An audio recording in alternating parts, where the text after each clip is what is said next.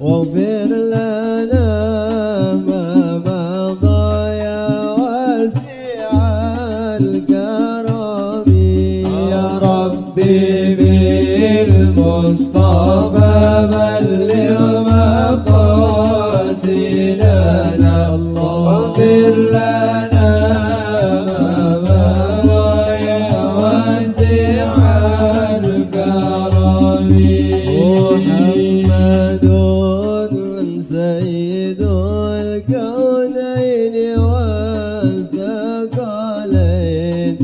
والفريقين من عرب ومن عجم يا ربي بالمصطفى بلغ مقاصدنا واغفر لنا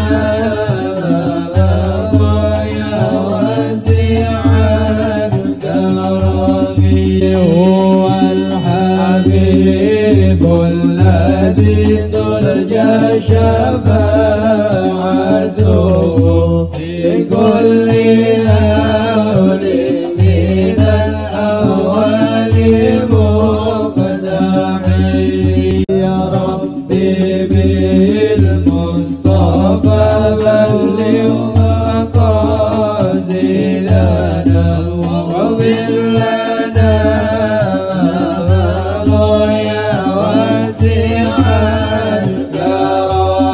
هو الحبيب الذي ترجى شفاعته لكل هول من الأول مقتحم يا ربي بالمصطفى بلغ مقاصدنا واغفر لنا يا واسع الكرم. بسم الله الرحمن الرحيم. الحمد لله والصلاة والسلام على سيدنا محمد رسول الله وعلى آله وصحبه ومن والاه ولا حول ولا قوة إلا بالله. اللهم لا سهل إلا ما جعلته سهلا وأنت تجعل الصعب أو الحزن إذا شئت سهلا برحمتك يا أرحم الراحمين. Amma ba'd. Yang saya hormati dan muliakan para pengurus DKM Masjid Nurul Hikmah yang dimuliakan oleh Allah Subhanahu wa taala. Semoga para pengurus ini diberikan kesehatan, diberikan kekuatan untuk selalu membina, mengembangkan dan memakmurkan Masjid Nurul Hikmah ini. Kepada para hadirin hadirat yang dimuliakan oleh Allah Subhanahu wa taala, kita berdoa juga kepada Allah, semoga dengan berkah pengajian pada hari ini Allah perluas rezeki kita, Allah berikan kesehatan kepada kita, Allah memberikan keberkahan hidup kepada kita, sehingga kemudian yang terakhir Allah masukkan kita ke dalam surganya Allah Subhanahu wa taala. Karena memang tidak banyak orang-orang yang seperti kita, yang digerakkan hatinya, diringankan langkah kakinya untuk bisa menghadiri majelis atau taman dari taman surga. Kenapa? Ada orang punya keinginan, tapi enggak punya kesempatan. Ada orang ada kesempatan, tapi enggak punya keinginan. Ada orang punya keinginan dan kesempatan, tapi pada saat ketika berjalan ke masjid ini tiba-tiba ada saja sesuatu yang membuat dia berpaling. Nah, kita ini termasuk orang yang dipilih oleh Allah. Kenapa? Yang pertama, hari-hari ini adalah hari libur. Biasanya orang kalau sudah hari Sabtu dan Minggu itu hari keluarga. Prioritasnya hari keluarga, karena hari Senin sampai hari Jumat itu biasanya lebih fokus pada pekerjaan. Oleh karena itu maka kita bersyukur kepada Allah pada kesempatan kali ini bisa hadir untuk yang pertama adalah menjalankan salah satu kewajiban kita sebagai umat Islam, belajar tentang keislaman. Yang kedua, kita berharap dari apa yang kita pelajari nanti bisa kita terapkan semampu kita. Fattaqullaha mastata'tum. Kata Allah, bertakwalah kalian semampu kalian. Ini ngomong-ngomong, ibu udah makan belum nih, Bu? Berarti aman ya. Kalau belum makan tuh gelisah kesana kemari. Saya lihat ini aman. Artinya saya nggak punya beban. Kita akan membahas satu persoalan penting yang seringkali kita lupa. Biasanya orang kalau ceramah jarang dibahas tentang ini, Bu. Padahal ini adalah persoalan yang sangat penting, yang sehari-hari kita lakukan, yang sehari-hari ada di hadapan kita. Saking pentingnya persoalan ini, maka makan dan minum atau mendapatkan makanan dan minuman itu hak asasi manusia, basic human rights. Kalau orang barat bilang basic human rights, hak asasi dasar.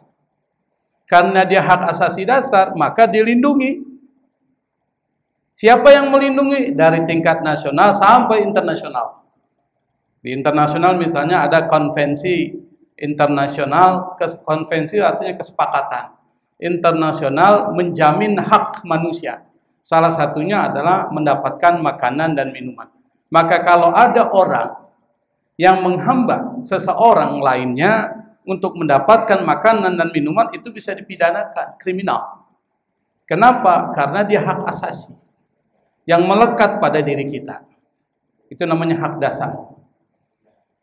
Yang kedua, makan dan minum itu kewajiban. Karena kalau orang tidak makan dan tidak minum, itu membahayakan jiwanya. Sementara Allah bilang dalam Al-Quran, wala tulku biaidikum illa tahluka. Jangan kalian melemparkan diri kalian kepada kebinasaan. Berarti ini larangan untuk membinasakan diri kita. Salah satunya adalah dengan tidak makan dan tidak minum. Maka makan dan minum itu wajib. Dalam artian apa? Dalam artian menjaga jiwa. Jadi kalau kita belajar hukum Islam, Bu, itu ada 5 prinsip yang harus dijaga itu. Dan semua ayat-ayat Al-Quran diturunkan oleh Allah itu menjaga 5 itu. Apa? Yang pertama adalah menjaga agama. Itu 1. Mana contohnya? Maka diturunkanlah ayat-ayat yang berbicara tentang keimanan kepada Allah. Dan orang yang berpaling dari keimanan kepada Allah itu kemudian diberikan sanksi. Itu untuk menjaga agama. Maka diturunkanlah ayat-ayat tentang jihad. Untuk apa? Untuk menjaga agama kita dari serangan orang lain. Itu 1. Yang kedua, prinsip di dalam Al-Quran yang kemudian menjadi ayat-ayat Quran diturunkan, itu namanya hifdzun nafs, menjaga jiwa. Maksudnya apa? Diri kita ini harus dijaga. Caranya apa? Caranya dengan memberikan makanan dan minuman. Dan mencari pekerjaan. Maka kalau ada orang yang menjegal kita dari makan dan minum, itu harus dipidanakan, dipenjarakan. Segala sesuatu yang membuka, memfasilitasi makan dan minum harus dibuka. Makanya kasus di Rempang, Pak, ketika UAS, Ustadz Abdul Somad, Bu, ya. Bukan UAS, ujian akhir semester, bukan. Ustadz Abdul Somad itu buka dapur umum, kok dipermasalahkan? Ini persoalan. Kenapa? Karena memberikan makan dan minum bagi orang yang membutuhkan itu wajib. Makanya kalau ada orang yang menghambat seseorang membuka dapur umum, itu pidana, itu kriminal. Siapapun orangnya, apakah negara yang melakukan atau aparat yang melakukan, itu adalah tindak pidana, Pak. Maka tidak boleh, itu dilarang. Meskipun agamanya beda, kelompok etniknya beda, itu nggak penting. Selama itu terkait dengan kemanusiaan, maka harus dijaga. Maka ada yang disebut dengan hifdzun nafs. Ini 2 prinsip, ada 5 prinsip. Kita nggak akan jelaskan yang 3 prinsip. Nah, yang prinsip ini adalah prinsip yang penting, yaitu menjaga jiwa kita dengan memberikan makan dan minum kepada diri kita. Maka kalau ada kondisi, keadaan di mana kita berada dalam kondisi kritis, sementara yang ada di hadapan kita adalah makanan-makanan yang diharapkan. Seperti kita berada di satu hutan, tidak ada makanan, tidak ada minuman. Yang ada di depan kita adalah bangkai. Bangkainya bangkai babi. Menurut agama kita, bangkai saja sudah haram, apalagi bangkainya bangkai babi. Tapi karena kalau kita tidak makan, kita bisa mati, maka turunlah kemudian satu prinsip yang memudahkan, yang disebut dengan ad-darurat tubihul mahdharat. Segala bentuk keadaan yang darurat itu bisa membolehkan sesuatu yang diharamkan, maka harus makan. Supaya apa? Hifdzun nafs, menjaga diri kita supaya kita tidak mati. Tapi pas kita makan, sedikit yang kita makan dari bangkai itu lalu kemudian kita kembali normal, stop. Jangan lanjutkan. Maksudnya gitu. Kalau kita lanjutkan, kita berdosa karena kita makan bangkai dan makan babi. Prinsip Islam gitu, Bu. Jadi hukum itu bisa berubah sesuai dengan perubahan keadaan. Dulu kita sholat sebelum pandemik itu harus merapatkan barisan, betul Bu ya? Betul nggak Bu? Rapat barisan. Pas COVID datang, COVID tahun 2019, 2020, 2021, maka ada aturan yang disebut dengan penjarakan, di mana orang Islam kalau sholat harus berjarak 1 meter. Maka kemudian hukum berubah. Dari yang seharusnya dirapatkan barisan menjadi dibuat jarak. Itu namanya hukum Islam fleksibel, lentur. Dia bisa mengalami perubahan kalau kondisinya berubah. Karena makan ini adalah hak asasi dasar dan makan adalah kewajiban, maka ini adalah satu hal yang penting dan perlu diatur oleh Islam. Begitu. Jadi kalau ada sesuatu yang penting terkait dengan persoalan kehidupan kita yang sangat mendasar, itu pasti Al-Quran dan hadis mengatur itu. Kalau tidak penting, itu nggak dibahas, tapi nanti dianalogikan dengan prinsip penting dalam Al-Quran. Itu kaidahnya gitu. Ini penting. Kira-kira menurut Ibu makan penting nggak? Ada nggak di sini yang nggak pernah makan? Nggak ada. Coba nggak makan 2 hari aja. Nanti kita datang sama-sama tahlilan. 3 hari lah. Nanti kita bentuk tim tahlil gratis, tausiah gratis. Ada yang mau coba Bu? Ada yang mau coba? Nggak ada yang mau. Kenapa? Karena hak. Maka dibahas, diatur. Apa yang mengaturnya? Quran. Karena Quran itu kalamullah. Allah mengatur persoalan makan dan minum buat siapa? Buat manusia. Karena Allah yang tahu baik dan buruknya buat manusia, maka diturunkannya Al-Quran. Saya akan berikan ilustrasi supaya mudah saja. Saya mau tanya ini. Yang membuat mobil itu siapa? Hah? Manusia. Manusia yang ada di mana? Iya di bumi, pasti manusia di langit. Manusia yang ada di pabrik mobil. Masa manusia bikin sendiri? Pasti ada pabriknya. Yang mengetahui baik dan buruknya mobil itu siapa? Hah? Siapa Pak? Pabrik mobil Pak. Karena pabrik mobil tahu yang baik dan buruk terkait dengan mobil itu pabriknya, maka pabrik membuat yang disebut dengan buku panduan pemeliharaan. Betul Bu ya? Ada nggak orang beli mobil baru nggak ada bukunya? Ada nggak? Nggak ada. Pasti ada buku pemeliharaan. Di situ diatur tuh. Misalnya servis berapa kali, kalau sudah berapa kilometer ganti oli. Kan seperti itu Bu ya? Pasti begitu. Kira-kira kalau buku itu menyuruh kita menservis dan mengganti oli 6 bulan sekali misalnya. Kita sampai 3 tahun tidak ganti-ganti oli, kira-kira rusak nggak mobil kita? Rusak. Paling tidak mogok. Kenapa? Karena tidak mematuhi buku panduan pemeliharaan mobil yang dikeluarkan oleh pabrik mobil. Nah, sekarang kita tarik gambaran itu ke manusia. Yang menciptakan kita siapa? Allah. Yang tahu baik buruknya tentang kita siapa? Allah yang menciptakan kita. Maka Allah turunkan buku panduan, Al-Quran. Diturunkanlah Al-Quran mengatur urusan yang selama ini kita lakukan secara rutin. Maka turunkanlah Al-Quran, ayat. Ayat-ayat ini bersifat umum. Karena memang Al-Quran diturunkan oleh Allah 114 surat itu pada dasarnya berbicara tentang persoalan-persoalan yang bersifat umum. Nanti kemudian dijelaskan oleh apa? Oleh hadis Nabi Muhammad SAW. Seperti undang-undang UUD 45 itu ada berapa pasal? Berapa pasal, Bu? Ibu nggak belajar Pancasila. Dulu masih SD tidur mulu ini.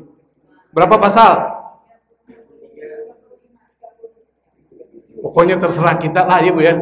Saya juga udah lupa. Kira-kira pasalnya kan nggak banyak, 30 sekian misalnya. Nanti pasal itu dijelaskan oleh apa? Undang-undang itu kan dijelaskan tuh. Oleh apa? Peraturan. Ada perpunya menjelaskan. Karena undang-undang itu harus bersifat umum. Nanti dijelaskan secara khusus. Al-Quran itu bersifat umum. Nanti dijelaskan secara khusus oleh hadis-hadis Nabi Muhammad SAW. Karena kalau semuanya ada dalam Al-Quran, kita malas bacanya, Bu. Terlalu tebal. Yang 114 surat aja jarang kita baca. Betul, Bu ya? Jarang kita baca itu. Kalaupun kita baca, kadang-kadang kita nggak paham juga. Maka 114 surat itu sudah cukup. Kalau ditambah sampai 2000 surat, setengah mati kita. Jadi cukup. Nah, di dalam Al-Quran, karena ini persoalan penting, maka dibahaslah. Yang disebut dengan basic principle of eating. Jadi prinsip dasar tentang makan. Bersifat utama. Basic. Apa? Di dalam Al-Quran, Allah perintahkan. Dan setiap perintah itu jadi syariat. Setiap syariat ada manfaat. Itu begitu, kaidahnya gitu. Apa? Kita diperintahkan oleh Allah yang menciptakan kita, yang mengetahui baik dan buruknya tentang kita, maka kita diperintahkan oleh Allah untuk makan makanan yang halal dan makan yang gimana, Bu? Yang bergizi. Maka satu ayat diturunkan oleh Allah. Apa ayatnya? 168 surat Al-Baqarah. Kata Allah, ya ayyuhan nasu kulu mimma fil ardi halalan tayyiba wa la tattabi'u khutuwatis syaitan innahu lakum aduwwum mubin. Satu ayat yang enggak panjang, yang gampang kita ingat. Apa kata Allah? Yang ini audiensnya, khitabnya, yang menjadi target dan sasarannya itu adalah an-nas, semua manusia. Bukan cuma orang Islam. Karena makan dan minum bukan milik orang Islam. Milik orang Kristen, orang Hindu, orang Buddha, Katolik, semua manusia itu butuh makan karena dia hak dasar. Maka ayat Quran memerintahkan kepada semua umat manusia. Apa yang diperintahkan? Kulu, makanlah mimma fil ardi, dari apa yang ada di muka bumi, makanan halalan, yang halal, tayyiban, yang tayyib. Dua prinsip dasar. Yang pertama, halal. Yang halal ini berlaku buat umat Islam. Orang non-muslim kalau dia makan yang halal seperti kita, itu ada manfaat yang dapat. Misalnya yang disebut dengan halal apa sih? Segala makanan yang tidak diharamkan oleh Allah, baik zatnya maupun cara perolehannya, itu halal. Misalnya Ada enggak sih makanan yang diharamkan oleh Allah? Ada enggak dalam Al-Quran? Ada, Bu? Makanan yang diharamkan oleh Allah dalam Al-Quran, zatnya ada enggak dalam Al-Quran? Apa? Hah? Pertama, babi. Kedua, anjing nggak disebutkan dalam Al-Quran. Dua, bangkai. Tiga, darah. Empat, empat itu makanan binatang yang tidak sembelih dengan menyebut nama Allah. Empat.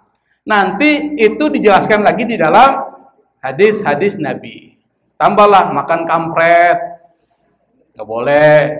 Makan kodok, nggak boleh. Kemudian makan anjing, itu nanti dijelaskan. Dia analogikan, dikiaskan. Tetapi itu maksudnya adalah makanan yang secara substansi itu dilarang oleh Allah. Apapun alasannya nggak boleh, kecuali dalam keadaan darurat. Jadi pahami, Bu, ya. Yang kedua, cara perolehannya tidak halal atau tidak haram. Misalnya, ini beras. Beras ini halal atau haram? Halal secara zat. Tapi ibu mendapatkan beras ini dari mencuri. Jadi haram nggak beras itu? Jadi haram. Itu namanya cara perolehannya. Maka kita diperintahkan oleh Allah jangan makan makanan yang diharamkan oleh Allah, baik karena zatnya itu haram ataupun cara perolehannya itu haram. Tuh. Yang ketiga ada lagi, makanannya halal, cara perolehannya halal, tapi prosesnya tidak halal. Apanya, Bu? Misalnya beli sapi, halal nggak sapi? Duitnya dari duit halal. Lalu pada saat nyembeli tidak berdasarkan apa yang menjadi SOP-nya. Apa itu SOP? Nah, bukan SOP, bukan SOP. Kalau SOP nanti kita ke Bakul Betawi aja sama-sama. SOP, standar operasional prosedur. Prosedur standar. Misalnya kita motong sapi belum mati udah kita lepas, sapinya masih jalan. Boleh nggak tuh setelah itu dimakan? Nggak boleh. Itu namanya tidak sesuai dengan SOP. Atau misalnya kita masak makanan tetapi kemudian dengan menggunakan minyak goreng yang sudah 20 tahun kemudian diganti-ganti. 20 tahun, Bu. Warna hitam, minyak gorengnya didaur ulang jadi putih. Kemudian hitam lagi 1 tahun, didaur ulang sampai 20 tahun. Bahaya nggak? Bahaya. Nah, kalau masak makanan dengan menggunakan itu dianggap prosesnya tidak halal. Kenapa? Karena membahayakan manusia. Itu harus dipahami. Itu terkait dengan halal dan haram. Yang kedua, prinsip dasarnya adalah bukan cuma sekedar halal, tapi juga thayyib. Thayyib itu maksudnya adalah artinya baik. Tapi yang dimaksud di sini makanan yang baik, yang thayyib itu adalah makanan yang memberikan manfaat buat tubuh. Misalnya secara proteinnya bagus, apalagi bergizi, bahasanya bergizi. Maka makanan-makanan yang tidak bergizi yang membahayakan kita itu harus ditinggalkan. Kalau orang Islam dan non-Muslim melaksanakan perintah ini, mereka akan mendapatkan manfaat secara duniawi.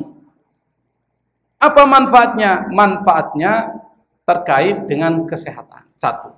Kalau di dalam Islam dielaborasi lagi, manfaatnya adalah ada hubungan antara makan dan minum terhadap pembentukan perilaku atau karakter building. Jadi jangan anggap enteng, Bu, makan dan minum ini. Kalau ibu, bapak juga sama, memberikan kepada anak-anaknya makanan-makanan yang haram, dari cara perolehannya itu akan memberikan pengaruh terhadap perilaku anak. Maka kalau ada anak yang nakalnya luar biasa, jangan salahkan anaknya dulu, introspeksi. Kira-kira kita ini sudah memberikan makanan atau minuman yang halal atau tidak? Kenapa? Karena Nabi pernah mengatakan, kullu lahmin nabata min haram fannaru aula bihi. Segala atau setiap daging yang tumbuh dari makanan dan minuman yang haram, maka api neraka yang paling berhak memakan daging tersebut. Artinya apa? Makanan dan minuman yang dikonsumsi oleh kita itu membentuk satu perilaku, yang perilaku itu mengantarkan kepada neraka. Itu terkait dengan persoalan hubungan. Makanya ada satu cerita, Bu. Ada seorang sahabat Nabi yang bernama Abu Bakar As-Siddiq. Beliau ini adalah termasuk sahabat Nabi yang awal-awal memeluk Islam dan orang yang sangat taat kepada Nabi dan orang yang selalu membenarkan apa yang dibawa oleh Nabi, maka disebut dengan As-Siddiq. As-Siddiq itu dari kata saduqa, orangnya benar. Benar apa? Benar imannya. Maka Abu Bakar disebut dengan As-Siddiq.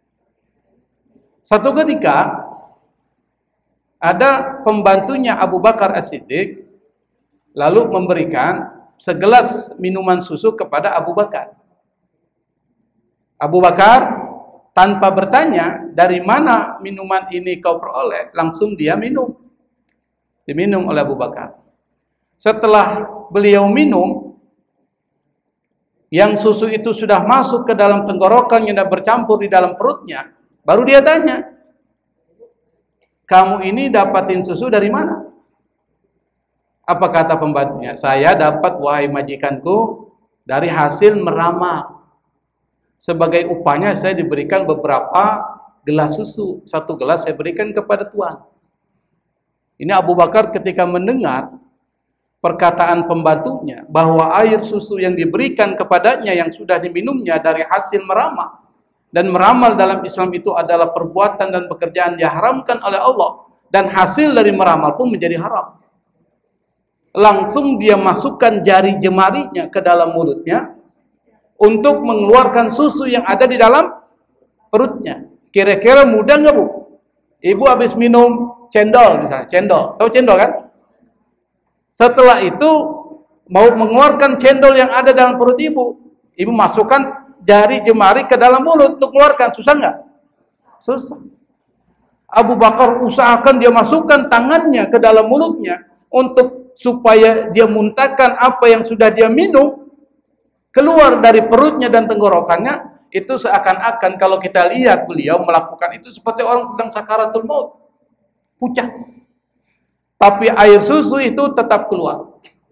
Lalu Abu Bakar kemudian berkata dengan mengutip hadis Nabi, kullu lahmin nabata min haram fannaru aula bi. Setiap daging yang diperoleh dari makanan dan minuman yang diharamkan oleh Allah, maka api neraka yang paling layak makan daging tersebut. Artinya apa? Itu mempengaruhi perilaku. Makanya jangan anggap enteng soal makanan-makanan halal atau makanan-makanan yang tidak halal. Makanan yang haram itu harus dihindari. Kenapa? Karena akibatnya bisa mempengaruhi perilaku kita menjadi perilaku buruk. Yang perilaku buruk bisa mengantarkan kita kepada neraka. Dan neraka itu yang akan memakan daging-daging yang terbentuk dari makanan yang haram dan minuman yang haram. Bisa dipahami, Bu, ya? Bisa, Bu? Kalau Bapak udah paham, nggak perlu saya tanya Bapak-Bapak ini. Bapak itu paham tidak paham? Paham! Betul, Bu, ya? Sudah paham, ya? Alhamdulillah. Kalau nggak paham juga nggak apa-apa, Bu. Kan nggak dipaksa juga, kan? Nggak ada ujiannya, Bu. Jadi nggak usah khawatir. Kalau ini ada ujiannya, bisa nggak lulus sih. Oke, yang kedua, basic principle atau prinsip dasar, al-qaidah al-asasiyah, yang diterapkan dan diturunkan Allah dalam Al-Quran terkait dengan makanan, dan ini penting, adalah adamul israf. Jangan berlebihan. Kalau Anda makan, jangan berlebihan. Mana ayatnya? Karena ini penting, maka turun satu ayat. Gitu. Jadi kalau Al-Quran menurunkan satu ayat, maka itu penting. Maka Allah Subhanahu wa Ta'ala turunkan satu ayat yang ini menjadi guidance, menjadi petunjuk, yang menjadi arahan buat kita terkait dengan makan dan minum adalah kata Allah, wa kulu washrabu wa la tusrifu innahu la yuhibbul musrifin. makanlah kalian dan minumlah. Tapi ingat, wala tusrifu, jangan berlebih-lebihan. Makan boleh, minum boleh. Jadi hukum dari ayat ini adalah kebolehan. Dalam konteks normal, makan dan minum itu boleh. Tapi dalam konteks darurat, makan dan minum menjadi wajib. Ibu kalau nggak makan, tidak minum, bisa mati, wajib makan. Gitu maksudnya.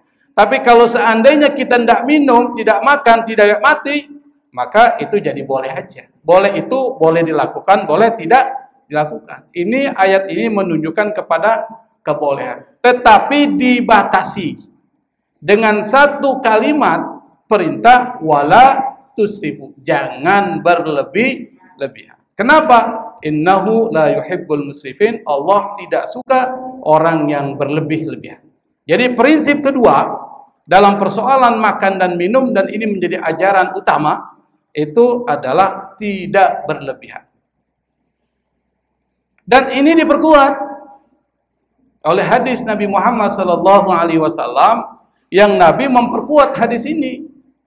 Apa kata Nabi? Ma mala'a adamiyun wi'a'an syarran min batnihi bihasab ibni Adam ukulat yuqimna sulbah fa in kana la muhala fa thulusun li ta'ami wa thulusun li syarabi wa thulusun li nafasi. Kata Nabi, tidak ada satu yang paling buruk yang memenuhi perut anak cucu Adam kecuali perutnya. Jadi satu anggota badan yang ada di dalam diri manusia yang paling buruk itu adalah perut. Perutnya. Karena orang sakit itu berawal dari mana, Bu? Makanan. Jadi orang kena apa? Darah tinggi, apalagi asam urat, diabetes. Ini pelakunya, kalau bilang diabetes kencang, pelaku sudah itu. Apalagi kolesterol, hah? Apa itu? Kangkung, lambung, asam lambung. Saya kira kangkung, asam lambung. Itu bisa berpengaruh tidak baik oleh apa? Makanan. Makanan itu tempatnya di mana? Di perut. Maka Nabi mengatakan tidak ada satu tempat yang memenuhi anak cucu Adam lebih buruk dari perut. Maka perut menjadi sumber penyakit tuh, melalui makanan. Maka kata Nabi, cukuplah anak cucu Adam itu kalau makan cuma sekedar beberapa suap, ukulat atau luqaimat, beberapa suapan. Kalau beberapa suapan nggak banyak. Supaya apa? Kalau dia sudah makan, yuqimna sulba, badannya itu bisa tegak kembali. Maksudnya apa? Jangan sampai kenyang.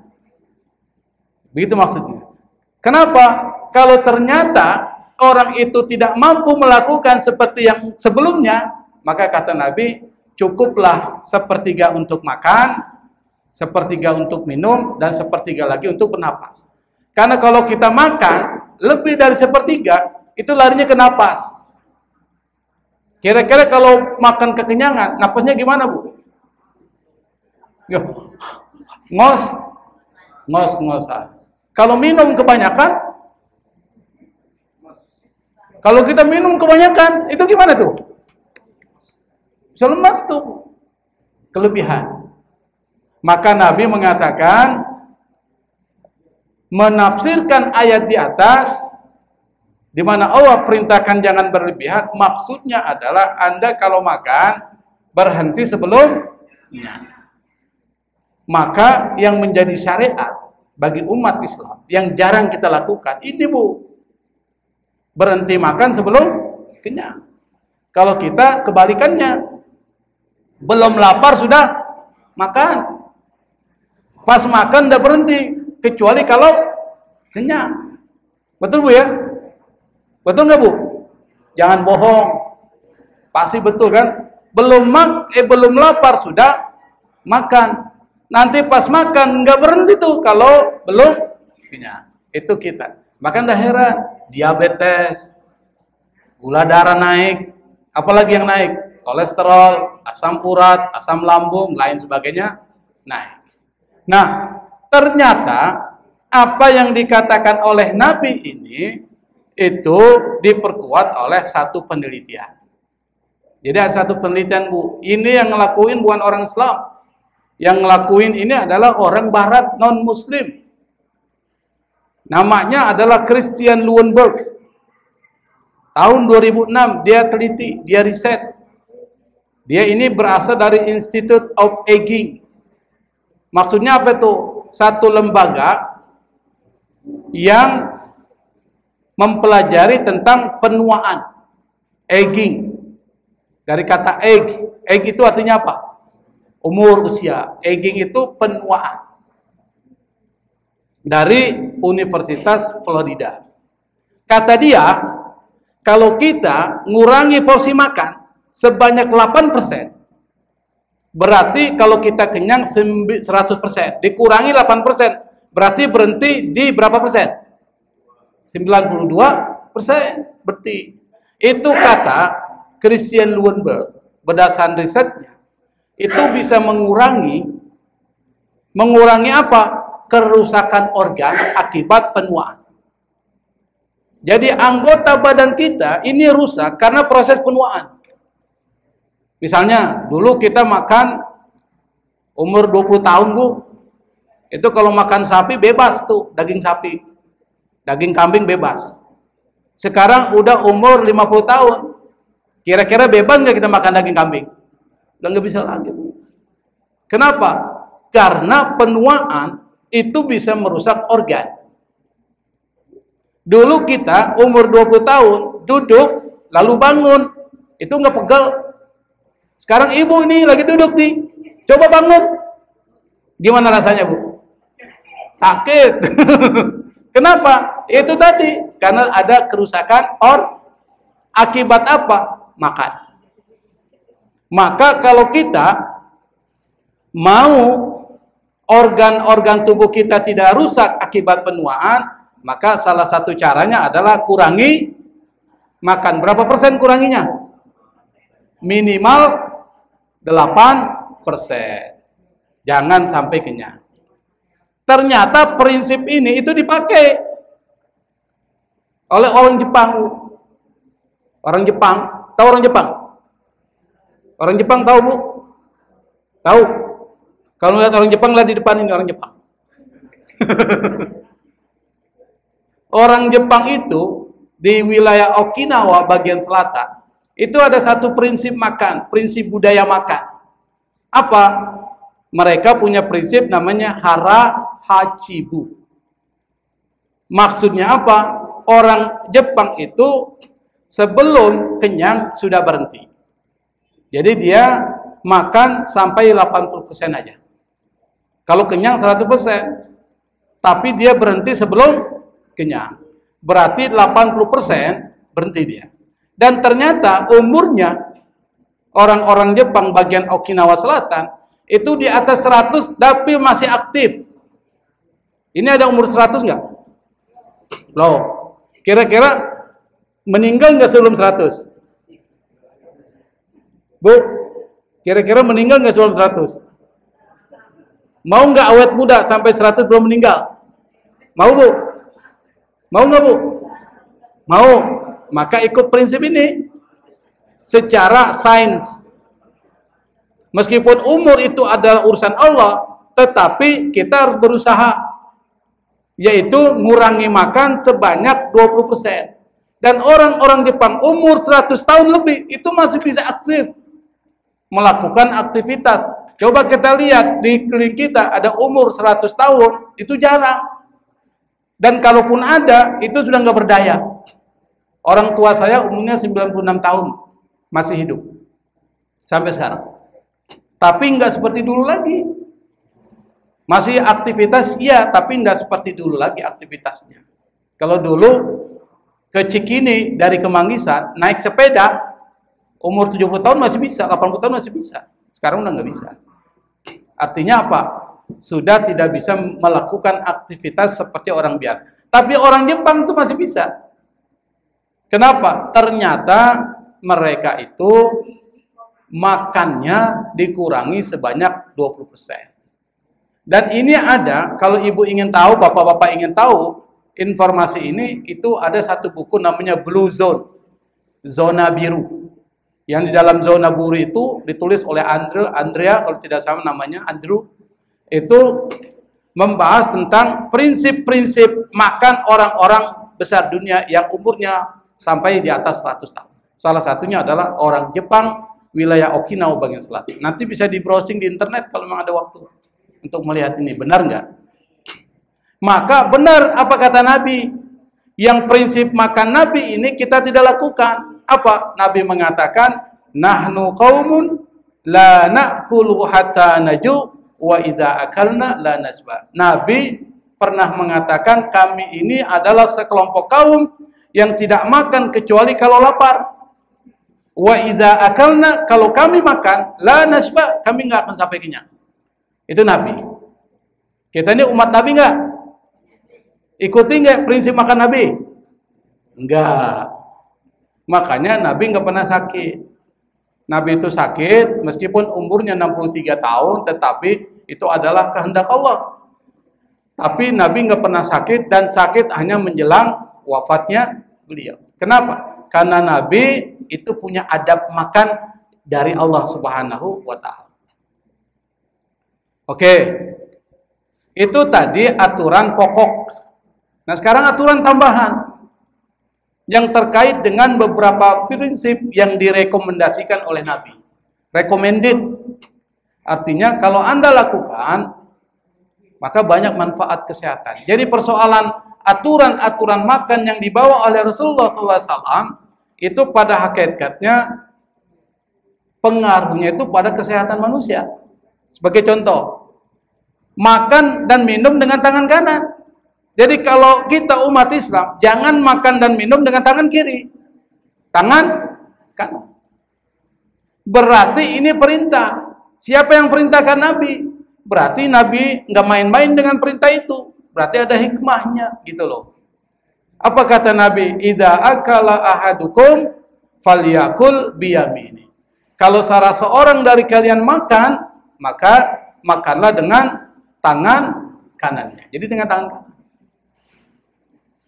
Wa idza syariba falyasrab biyamini. Kalau minum, minum dengan tangan kanan. Kenapa? Yang makan dan minum dengan tangan kiri hanyalah setan. Berarti kalau kita makan dan minum dengan tangan kiri, berarti kita sama dengan setan. Ada yang makan dan minum dengan tangan kiri, Bu? Nah, itu setan tuh. Kenapa? Fa inna syaitana ya'kulu bisimali wa yashrabu bisimal. Yang makan dengan tangan kiri dan minum dengan tangan kiri itu adalah setan. Saya sudah kebiasaan, Ustaz. Ubah kebiasaan itu. Karena kebiasaan bisa diubah. Bukan sesuatu yang bersifat fix, sesuatu yang bersifat pasti, dia bisa diubah. Dan tetap mengikuti petunjuk Nabi. Ternyata apa yang disampaikan Nabi itu ada manfaatnya, dan itu diteliti juga. Apa? Ada tulisan dari bawah itu, kelihatan nggak tuh? Bisa baca? Bisa ya? Kalau yang belum bisa baca berarti ada masalah dengan matanya. Betul, Bu? Coba dibaca itu. Makan dengan tangan kanan ini itu lebih mengoptimalkan makanan yang kita makan. Karena ketika tangan kanan bergerak untuk mengambil makanan, berarti otak kiri yang ada pada diri kita yang bekerja untuk mengendalikan tangan kanan. Jadi kalau kita pakai tangan kanan, otak kiri yang bekerja tuh. Kalau kita makan dengan tangan kiri, otak kanan yang bekerja. Begitu, Bu, ya? Nah, otak kiri ini yang mengendalikan enzim pencernaan, yang berfungsi mengoptimalkan manfaat dari makanan yang kita makan. Karena otak kiri mengendalikan perasaan positif pada manusia. Maka perasaan positif tersebut ketika kita makan memunculkan rasa senang ketika kita makan, dan memunculkan ketenangan, memunculkan rileks, sehingga membuat kita lebih mensyukuri apa yang kita makan. Tangan kanan. Itu menurut medisnya begitu. Maka Anda heran kalau Nabi suruh kita makan dengan tangan kanan dan minum dengan tangan kiri. Ternyata ada manfaatnya. Yang berikutnya, meskipun ini banyak, saya ambil 3 saja. Jangan berdiri kalau makan dan minum. Itu aturan Nabi. Dan ini enggak kita dapatkan di dalam agama lain, Pak. Cuma agama Islam saja, agama yang mengatur secara detail tentang urusan kita. Termasuk ketika makan dan minum, jangan berdiri. Apa kata Nabi? La yasrobanna ahadukum, la yasrobanna ahadum minkum qa'iman, faman nasiya falyastayqi. Kata Nabi, jangan minum salah seorang dari kalian itu dalam keadaan qa'iman, berdiri. Kalau seandainya Anda lupa makan dan minum dalam keadaan berdiri, muntahkan lagi. Jadi kita minum, kita diri nih. Ketika kita lupa, astagfirullah, saya kok minum dalam keadaan berdiri, muntahkan. Keluarkan. Jangan sampai masuk ke dalam tenggorokan. Kenapa? Ternyata ini bisa menyehatkan ginjal. Kalau seandainya kita minum sambil berdiri, itu air tidak tersaring dengan baik oleh ginjal. Tapi kalau kita duduk nih, begini Bu, itu tersaring. Sehingga ginjal ini menjadi sehat. Yang kedua, dehidrasi, kekurangan air, itu bisa terhindar. Dan yang ketiga dalam pertimbangan medis adalah penyakit asam lambung tuh tadi Bu, itu bisa terhindarkan. Maka kalau kita tidak ingin asam lambung kita naik, lambung kita menjadi bagus, dan lambung ini yang menjadi apa? Yang menjadi sumber segala penyakit ini di lambung. Coba kalau asam lambung ibu tinggi, asam lambung bapak tinggi, itu pengaruhnya ke jantung, pengaruhnya ke kolesterol, pengaruhnya ke macam-macam itu Bu. Asam lambung. Maka orang kalau kena asam lambung itu harus hati-hati. Jangan sampai dia lupa makan. Karena kalau sudah lupa, itu larinya kemana-mana. Ke ginjal, larinya ke kolesterol dan semacamnya. Kalau gulanya naik, kolesterolnya tinggi, stroke dia kena. Jadi perintah tambahan dari Nabi, kalau makan dan minum jangan berdiri. Ternyata banyak hikmah secara medis. Jadi apapun yang dibawa Nabi itu ada manfaatnya, gitu aja intinya. Yang terakhir ya, kalau kita makan, ini yang jarang kita lakukan Ibu. Kira-kira pernah nggak Ibu melakukan nih? Sebelum makan dan di akhir makan, jilat garam. Jadi sebelum kita makan Ibu, ada garam nih, jilat. Baru kita makan. Setelah selesai makan, ambil garam lagi, jilat. Ngakuin nggak Bu? Enggak. Kalau lagi sakit, kalau lagi normal, enggak. Justru ini untuk buat orang normal, buat orang yang normal supaya tidak sakit. Ini ajaran yang jarang dipakai oleh umat Nabi Muhammad SAW. Nabi mengatakan, wa idza akalta fabda bil milih. Kalau Anda makan, mulai dengan garam. Waqtimil milhi. Dan kemudian tutup dengan garam. Fa inna fil milhi shifaan min sab'ina da'an awwaluha al-jazam wal junun wal baras. Kata Nabi, karena di dalam garam. Jadi kata Nabi, kenapa kita harus makan diawali garam dan diakhiri oleh garam? Nabi mengatakan karena di dalam garam itu ada obat. Obat apa? Untuk menyembuhkan 70 penyakit. Ini yang ngomong Nabi. Nabi nggak mungkin bohong. Cuma memang Nabi tidak menjelaskan medisnya. Nanti yang akan dimenjelaskan itu adalah orang-orang yang di bidang medis. Apa? Yang salah satunya adalah penyakit lepra, penyakit gila, dan penyakit kusta. Berarti masih ada berapa lagi tuh? Ini baru 3. Berarti masih ada berapa lagi? 67. Yang kita mungkin ada 67 di antara kita itu.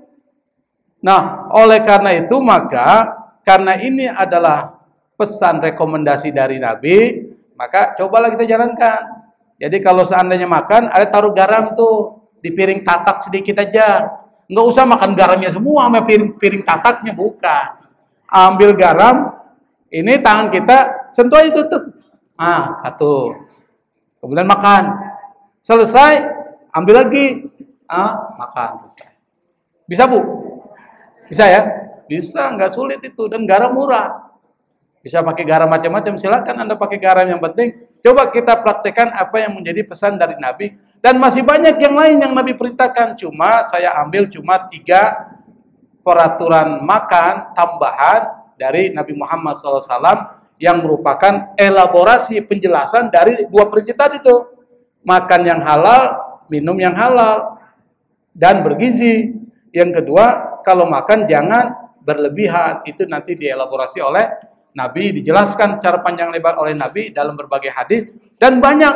Cuma kita ambil 3 dari yang banyak itu, supaya kita bisa melaksanakan apa yang menjadi pesan dari Nabi Muhammad SAW. Saya pikir itu, sebelum tambah banyak suara itu, saya hentikan. Saya khawatir semakin banyak serangan, Bu.